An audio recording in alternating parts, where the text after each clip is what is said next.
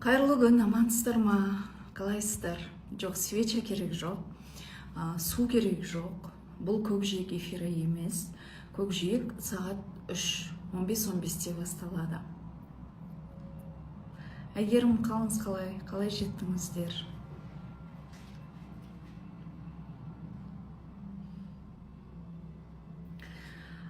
Ақтауға барған, Бекет атаның, Шопан атаның басына барған,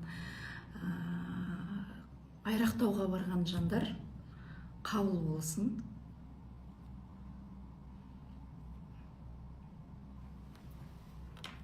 Жұмагүл ханым, қалыңыз қалай?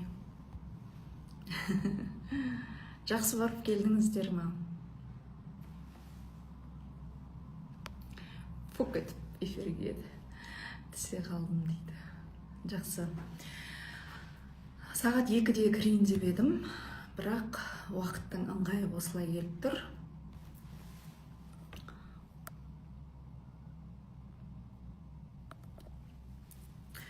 Не болып жатыр дейді.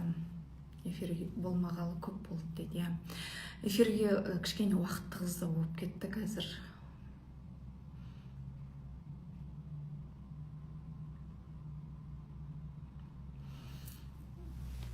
Қазір эфирге шығамын, одан кейін 15-15-те тағы да кіремін. Ол жерде Диана екеуміз боламыз. Көкжиектің эфирі жүреді. Так, комментарийді өшірем.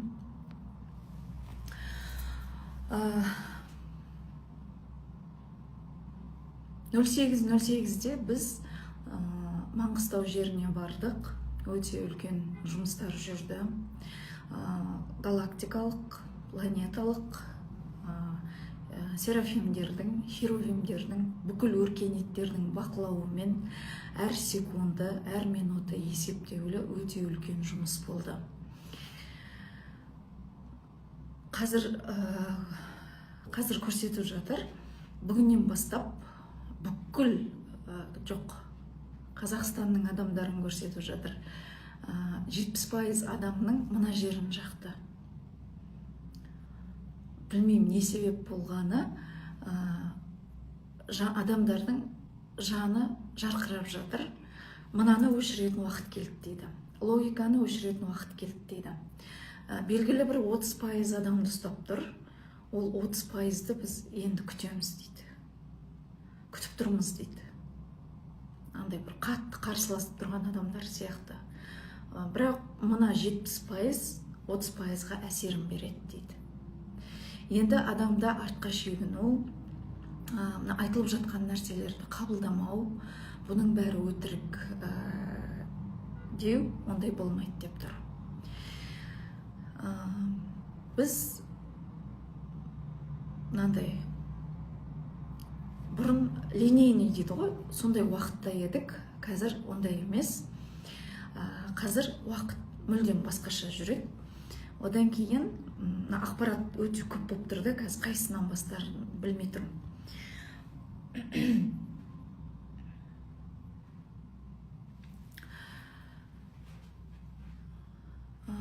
Мысалы, сіз қазір отырсыз,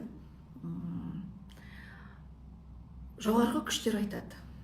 Жер планетасы ұзақ уақыт бойы карантинде болды дейді. Яғни сіз өмір сүресіз, бірақ ол куполада болды. Басқа өркениеттер, басқа галактикалар, планеталар адамзатқа әсерін бере алмады. Ол былай болған. Мысалы, сіз Шыңғысханның қасында сарбаз болдыңыз. Және сол Шыңғысханның қасында жүріп, жаугершілікте қаза таптыңыз, яғни соғыста. Бірақ ол сол соғыс болып жатқан жерде қаза тапсаңыз, ол соғыс сол жерде болып жатыр, и куполамен бекітіліп қалады. Келесі Аңырақай шайқасында жүрсіз, мысалы. Сол жерде қаза таптыңыз, и ол жерде оқиға болып жатыр, ол да куполамен бітеліп қалады. И барлық оқиғалар осылай бола береді. Бірақ бұған дейінгі өміріңізде ол өмірлер әсер етпеген. Тағы бір өмірді алайық. Мысалы, Ұлы Отан соғысына аттандыңыз, минаға түсіп кеттіңіз, и жаныңыз сол жерде қалып қойды. И ол оқиға болып жатыр, ол тоже бүйтіп куполамен жабылып тұр. Енді осы өмірге келдіңіз ғой. Бұл біздің ең соңғы өміріміз, үшті матрицадағы ең шешуші өміріміз. Осы өмірге келген кезде жер 2012-ден кейін жаймен уже жаңа дәуірге переход жасай бастады ғой. Сол кезде не болды? Мына куполалар, бүкіл өлшемдегі куполалар алына бастады. Қазір бізге адамдардың жанын таңертең прям четко көрсетті да. Мысалы, қазір Айнұр деп айтайық, Айнұр өмір сүріп жатыр. Ол Айнұрдың жаны ауырлықта өмір сүреді. Жаны тыныштық таппайды. Вроде бәрі бар, вроде семьясы бар, жұмысы бар, үйі бар, бірақ жанында ауырлық. Постоянно осындай ауырлық, тревога, өзі білмейді. Сонда ана адамдардың жанын қарасақ, таңертең былай көрсетіп тұр. Айнұрдың жаны фундамент болып тұр. И мына үстіндегі жандары, бір жаны жаңағыдай Ұлы Отан соғысында қаза тапқан, жаны қалып қойған сол жерде пәңгіріп әлі тұр, көтеріле алмай минаға түсіп қалған түсінбейді. Бір жерде Аңырақай шайқасында қаза тапқан, басын шапқан, бірақ әлі тұр сол өлшемде. Екінші бір өлшемде жаңағыдай Шыңғысханның қасында әскерде жүр, қайтыс болған, тағы да пәңгір, тағы бір өмірінде суицид жасаған. И қазіргі біздің душамыз осылай астында фундамент болып тұр да.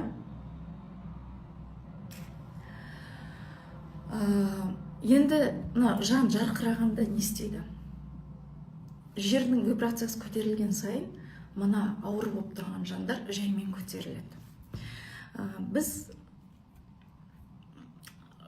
осы жолы ең бірінші Маңғыстауға барған кезде Шопан атаның күйеу баласынан бастайды. Ол жерге барған кезде имам отырды сол жерде, Құран оқитын.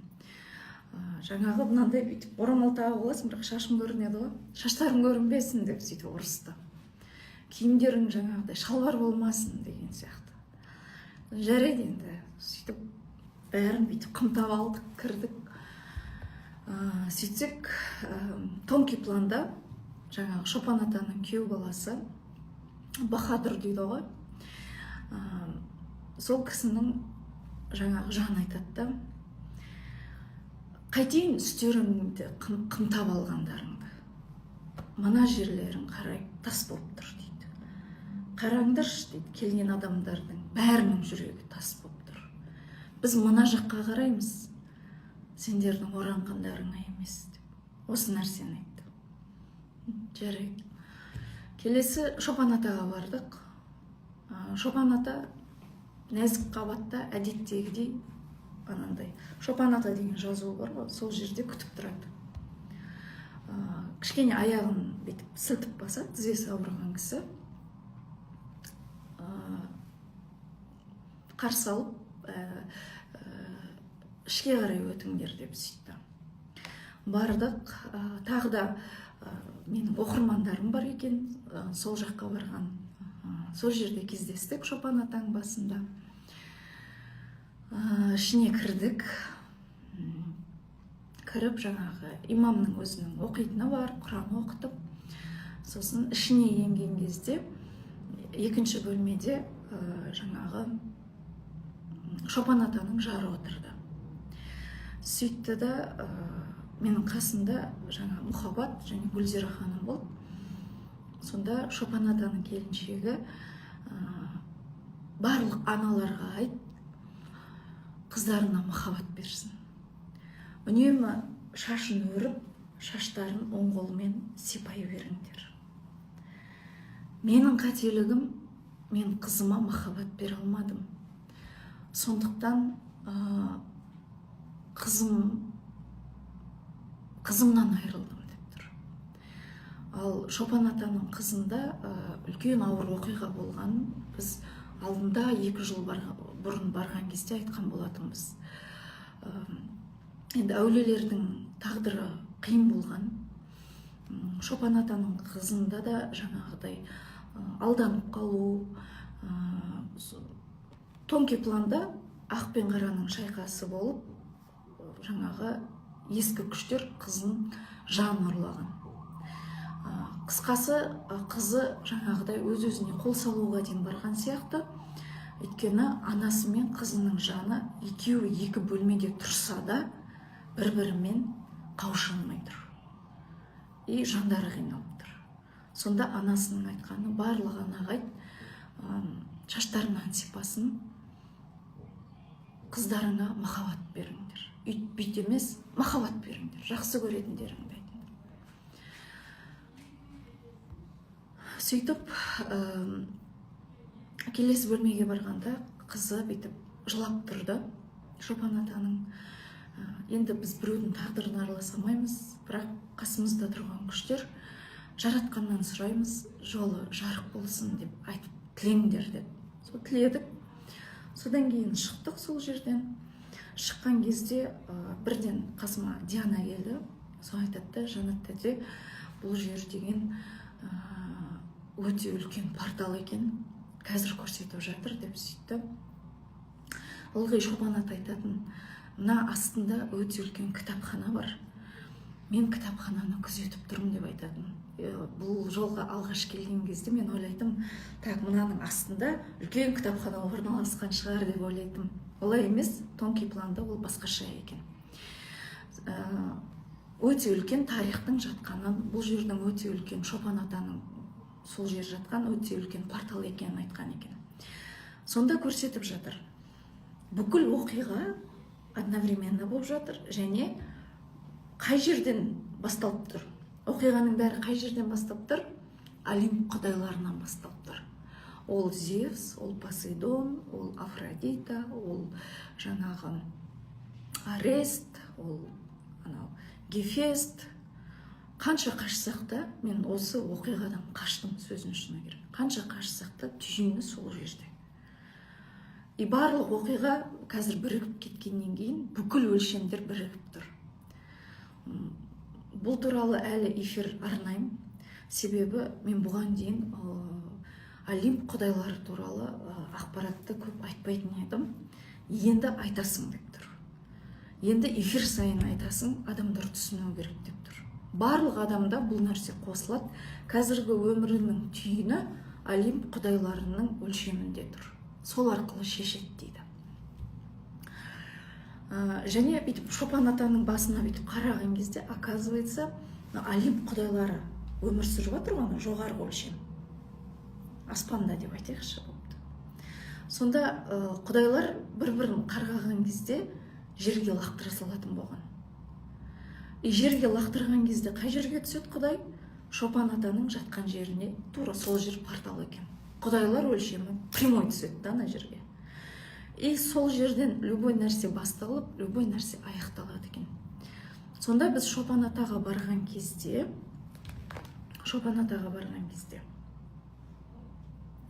не болды? Қазір айтам. Өте көптеген төменге түсіп кеткен құдайлардың жандары жарыққа көтерілді дейді. Ал олардың жанның төменгі астралда қиналып тұрғаны, ол сіздерге ауырлық беріп тұр.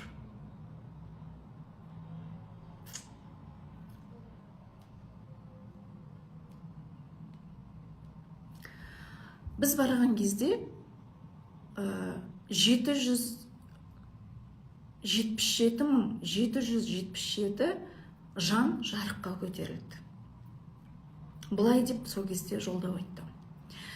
7 қат көкті жарып, 777 жан нұрлы биікке көтерілді. көне заманның мөрі ашылып, аспан қақпасы айқара түрілді. Жердегі ауырлық артта қалып, рухтар көктің қасиетті жолына бет алды. Жеті көк, жеті дарбаза, жеті нұр оларға жол көрсетті. Абыздар үніндей көне сөзбен айтқанда, нұрдан туған нұрға қайтсын, көктен келген көкке көтерілсін, рухы оянған биікке өрлесін. Сөйтіп 777.777 жан жоғары әлемге қарай көтеріліп, көне өлшемнің табалдырығынан асып, нұрлы кеңістіктің жаңа қақпасына енді. Бұл өте түсінуге, логикаға өте ауыр нәрсе. Бірақ біздің барлығымыз әлем құдайларымен бірігіп тұрмыз. Төменге лақтырылған құдайлардың жарыққа көтерілуі осы жолы 0808-де бүкіл жердегі адамзаттың оянуына түрткі болады. Бүгін мына жері адамдардың оянып жарқырап жатқаны осы жаңағы құдайлар өлшеміндегі жандарының көтерілуі әсерін беріп тұр. Бұл өте үлкен оқиға. Тәптіштеп жаймен түсіндіремін кейінгі эфирде. Қазір маған адамдар келіп тұр екен. Келесі этап, біз Шопан атадан шыққаннан кейін Бекет атаға бардық. Бірақ Шопан атаның басында жаңағы тамақ ішетін жер бар екен. Ата бізді кіргізбейді. Ол жаққа кірмейсіңдер деп айтады. Прямой кіргізеді, прямой шығарып салады. И Шопан ата тез Бекет атаға барыңдар. Ана тағы да баратын жерлері бар ғой, бармайсыңдар деп айтады. Ылғи сөйтеді. Одан кейін Бекет атаға бардық. Бекет атаға барған кезде жаңағы ылғи тамақ ішетін жеріне кіргізбейтін, бірақ бұл жолы өзіміз 7 түрлі тамақ апарып сол жерге кіргіздік. Содан кейін атаға барсақ, бұл жолы Бекет ата жалғыз емес, қасында тағы 2 ата болды. Біреуі Асанғайға, екіншісі Қорқыт болды. Сонда ойлап қарасам, неге бұл аталар отыр десем, Асанғайға ол жерүйік, яғни қой үстінен бозторғай жұмыртқалаған заманды іздеген тұлға. Ал ол қай заман? Ол қазіргі біз өтіп жатқан 5-ші өлшем. Жерүйік дегеніміз ол жанның тыныштығы, жанның дәуірі.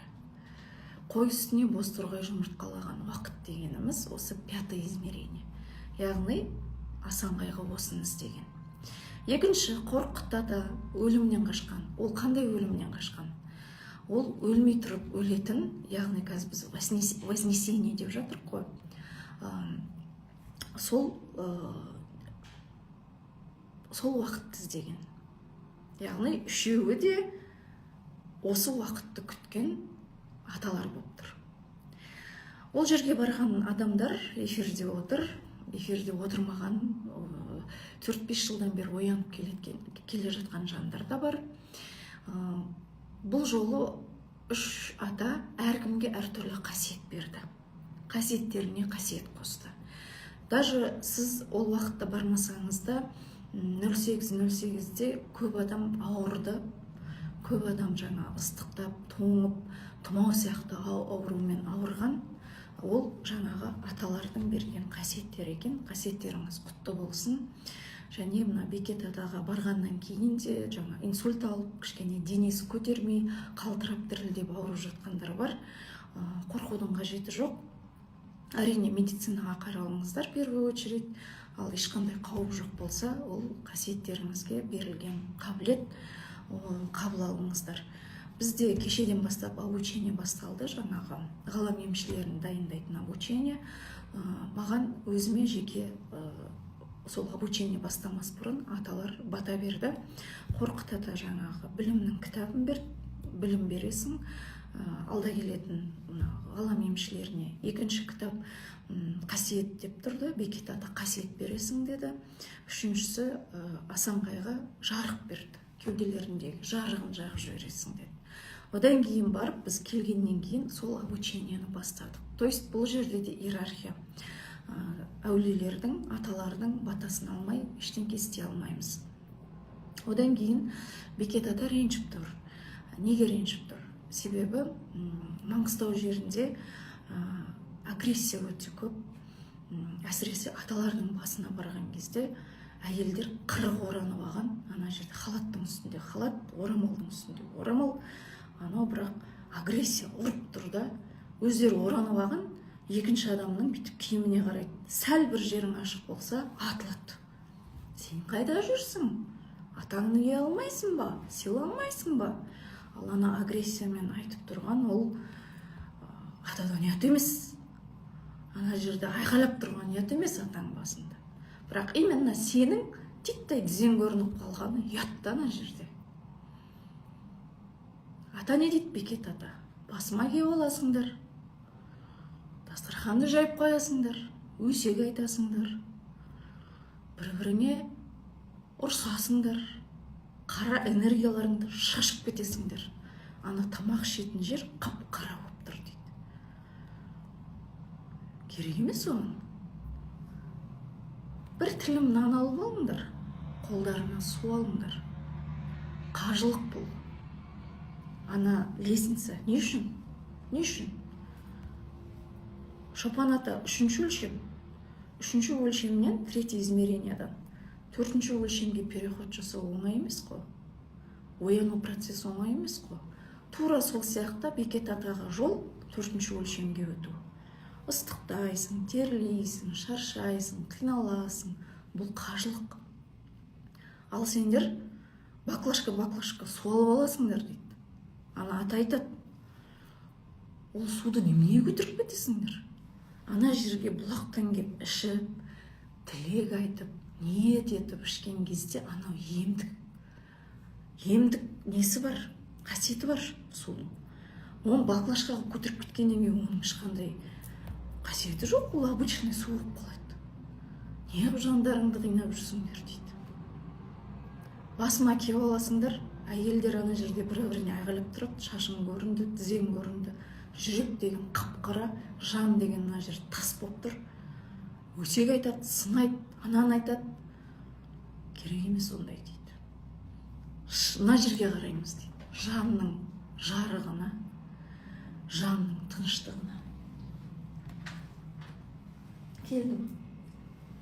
Қазір. Вот Бекет атаға сол ауырлық беріп тұр. Негізі әулиелердің басында жаңа тамақ ішетін жерлердің бәрі керек емес. Негізіндеш. Суыңды ал, бар, ниетіңді айт. Аталар отыр, қарайды. Қарап отыр ана жерде. Бүйтіп, сенің ойыңа қарайды. Материальный нәрсе сұрайды екен көп адам. Ақша бер, үй бер, шүкіршілік жоқ. Ана жерге кеп тұр. Денсаулығы бар, аяғы жүріп тұр. Оған шүкіршілік айтқан ешкім жоқ. Сұрайды. Ана жерге барып тамақ ішіп, тағы да бір-бірімен ұрсысады. В общем, осындай нәрсе. Айт деген нәрсені айттым.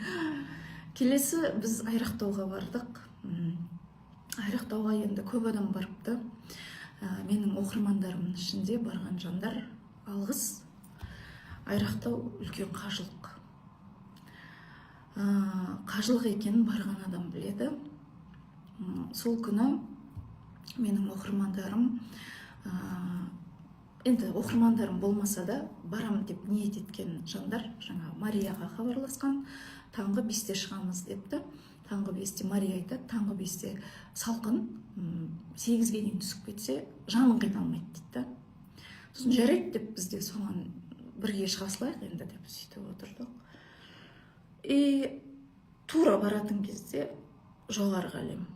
Бұл бүкіл 362 өлшем күтіп отырған. Бұл бүкіл әулиелер күтіп отырған.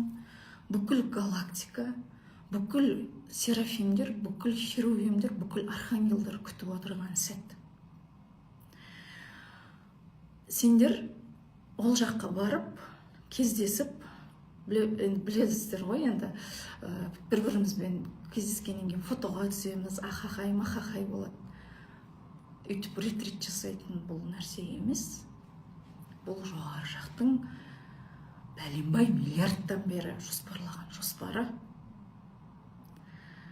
Таңертең 5-те бармайсыңдар деді бізге. Басқа жұмыс береміз. Басқа келетін кісі бар. Одан кейін барып баратын уақытты айтамыз деді.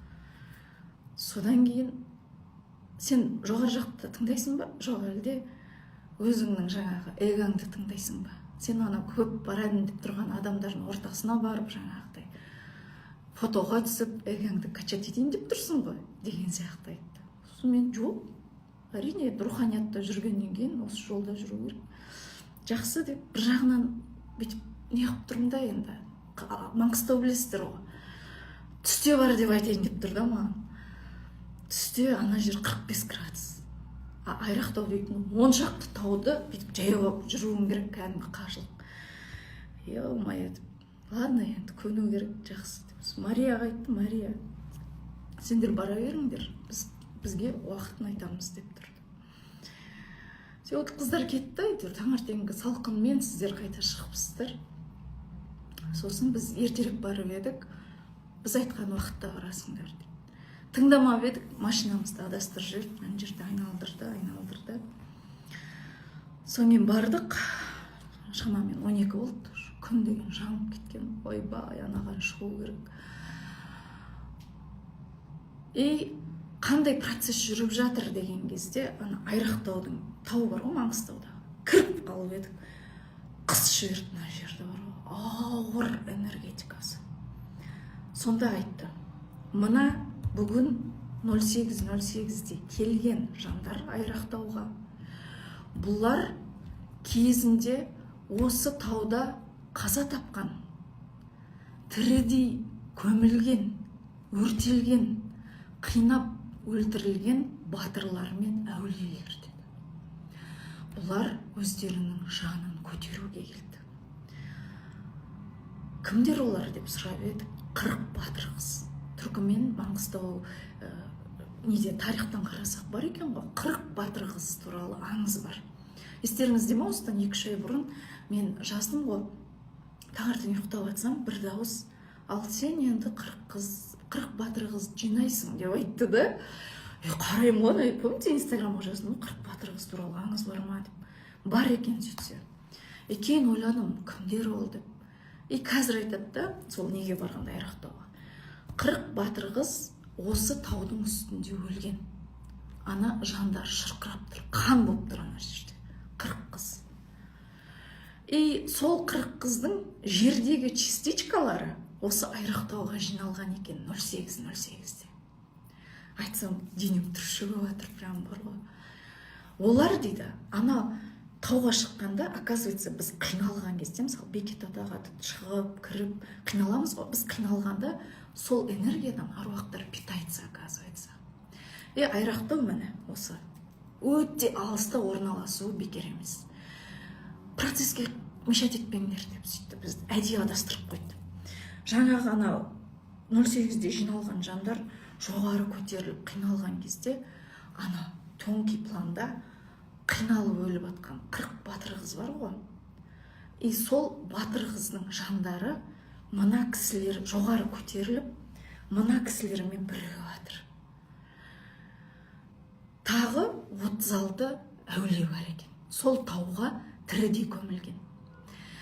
Мына 08:08-де Айрақтауға келген кейбір жандардың денесі ауыр, толық, таяқпен жүрді, кейбірі көтере алмай. Солар, оказывается, ана өмірде тірідей жерге көмілген әулиелер екен. Бұларда сендер емес, бұларды Айрақтау шақырды дейді. Неосознанно бұл кісілер бит жинала қалған ғой. Сол жиналған жандар өздерінің жандарын көтерді. Бұл процесске мешать етпеңдер дейді. Енді қалай болады, қараңыздар, бүйтіп көрсетеді. Бағана айттым ғой, мына жерде жаңағыдай Райымбек батыр бастаған Аңырақай шайқасын болып жатыр. Сол жерде сіздер жүрсіздер. Қазір сол бірігіп жатыр біздің өлшеммен. Мына жақта жаңағыдай 40 қыз шайқасқан шайқас болып жатыр. Олардың жаны міне частичкалармен бірігіп кетті. Мына жақта мысалы Ұлы Отан соғысында қаза тапқан жандардың неше өлшемі бірігіп кетті. Оның бәрі өздеріңіз сіздердің. И бүкіл өлшемді қазір көрсетіп тұр. Ана өлшемдегі жандардың бәрі көтерілген кезде сіздерге қосылады да рух бірігеді екен. Рухтың көтерілуі осы екен. Рухтың оянуы осы екен. И таңертеңнен бері соны Қайрат аға келген соны айтып жатыр да маған. Ана көтерілмей қалған батырлар көтерілген кезде қазіргі жандарына бірігіп кетеді ғой. Сол кезде міне рух оянады. Қазақтың рухы ояну деген осы деп. Оппана деп мен түсіндім. Таңертеңнен бері пазл құрастырылып жатыр.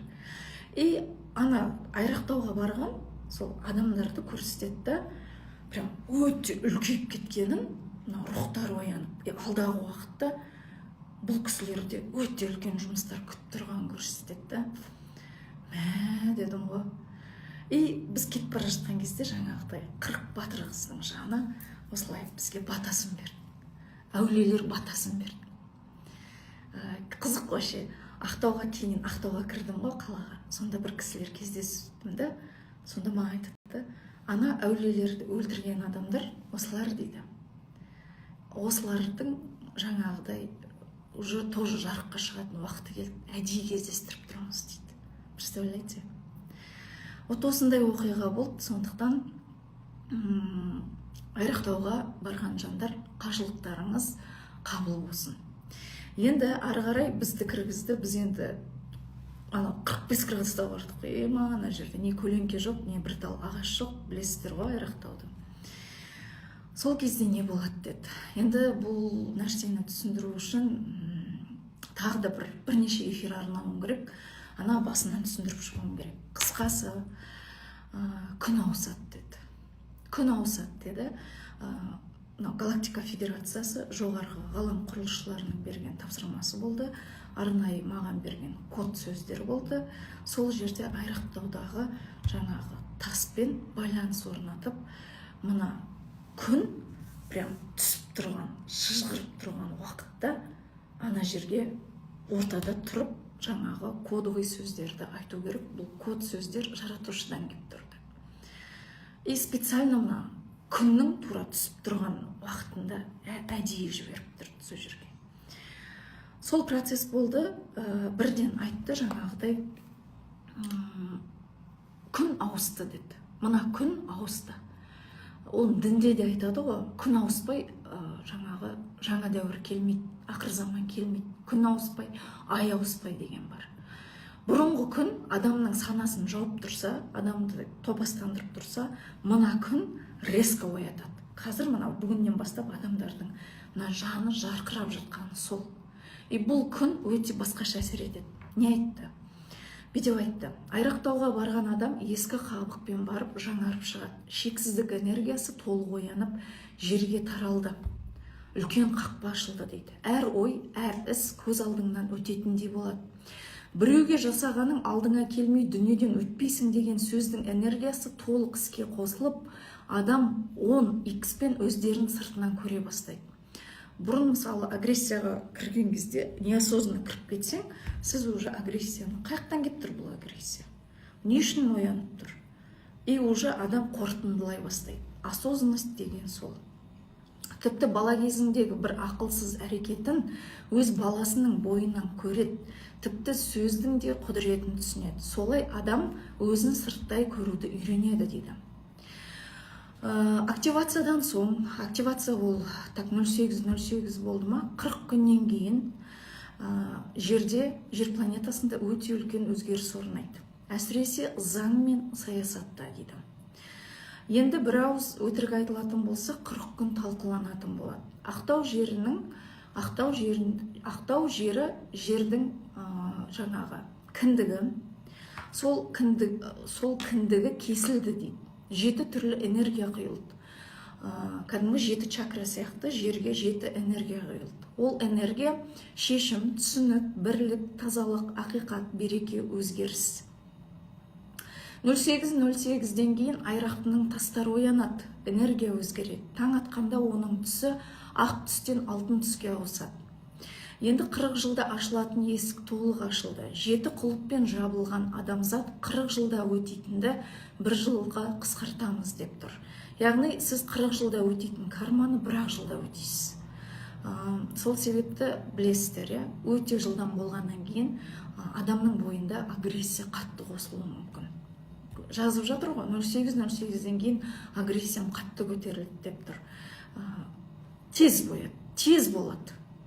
Процестер өте тез дейді. Не үшін 1 жылға қысқарған келесі эфирде айтам. Ол да бір Құдайдың кармасы. Көктегі сағат 40 есе жылдамдады. 7 еселену басталды. Бұрын 4 құбыла болса, енді 7 құбылаға айналды. 7 түрлі дыбыс, 7 иіс жерге таралды. 7 түрлі дыбыс, 7 түрлі иіс дегеніміз, сіздер бұрын айтылған нәрсені естімейтінсіздер. Сіздер бұрын бұндай рухани нәрсені айтқанда қабылдамайтынсыздар. Қабылдасаңыздар да мына жан түсінбейтін. Енді адам басқаша естейтін болады, иіс те солай. Бір күн бұрынғы 40 күнге тең болады. Уақыт жылдам емес, тығыз өтеді. Аз уақытта өте көп іс бітеді. Енді 4 емес 7 сәулемен жерге түседі деп тұр. Күн 4 құбылаға енді 3 қосылды. Ол жоғарғы, төмен, ішкі. Жоғарғы ол ниет пен дұға, төменгі жер анадан күш алу, шүкірлік, ішкі адалдық, шындық, сүю. Вот айрақтауда осындай өзгерістер болды. Құттықтаймын. Жерде бүгін жердің ядросы қатты көтеріліп жатыр. Және бүгін неге эфирге шығарып қатты жанталастырып қойды десем, бүгін бір астрологияда да бір ерекше күн екен ғой, полнолуние дейді, жаңағы жұлдыздар түседі дейді, күнде энергиясын ауыстырады дейді. Жердің энергиясы көтеріліп жатыр, кішкене бас ауру, құсу сондай болуы мүмкін. Қысқасы осы, Ақтауға, Маңғыстауға барған жандар, аталардың посланиясын айттым, жаңағыдай үстеріңді орай бермей, мына жақтарыңды жарқыратыңдар, жүректеріңді тазартыңдар деп тұр. Сосын атаның басына барып, көпіріп, шай ішіп, жаңағы өсек өтірік айтуды, ұрсысуды қойыңдар деп тұр. Маңғыстаудың жер оянды, Маңғыстаудың жерінің рухы әйел бейнесінде, ана бейнесінде екен, және бүкіл Маңғыстаудағы ер адамдардың жүрегін ашамыз деп тұр. И бұл уже іске кірісті, бұл процесс. Кстати, бұл жолы жоғарғы өлшемнен жіберілген 7 адам бардық. Ал айрақты, мінекей, 12 есікті. Бұл 12 болып барған кезде жер көтермейтін еді, сендер де көтермейтін едіңдер деп тұр. 5 адам 22-ші қыркүйекке дейін барады деп тұр айрақтауға. 5 адамды күтеді. Айрақтау, өздеріңіз барасыздар, айтып тұрған нәрсемді түсінесіздер, қажылық екенін түсінесіздер. Су алып алыңыздар, мен су алмаппын, ана жерде зомби ұқсап, бір тамшы суға таласты ана жерде. Шыны керек. Қиналған кезде ана жерде бүкіл әлемнің ақшасын әкелсең де су болмаса ештеңе керек емес екен. Су алып алыңыздар. Вот осы. Енді 15-15 эфирде қазір көрсеміз, оған дейін адам қабылдайын. Жақсы, көріскенше.